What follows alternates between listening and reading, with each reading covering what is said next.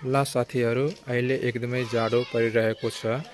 बाख्रालाई जाडोमा यसरी बचाउन सकिन्छ। जाडोबाट दिनमा कम्तीमा 200 ग्राम दाना दिनु पर्छ। चाहे मकै हो, धानको चोकर, गेहूँ आदि मिलाएर दिन आफ्नो बाख्रालाई 200 ग्राम दिनुहोस्। यसले के गर्छ भने बाख्राको शरीरलाई तातो बनाउँछ, जसबाट बाख्रालाई जाडो लाग्नबाट बचाउँछ। जाडोमा दाना खुवाउनले अलिकति महँगो पर्न जान्छ, तर जाडोमा तापक्रम बढाउने खालको खाना दिनु भएन भने बाख्राको पाठाठीको विकास राम्रोसँग हुँदैन। बाख्राले पौष्टिक आहार खान पायो भने बाख्राले पाठापाठीलाई पनि पौष्टिक दूध दिने गर्छ।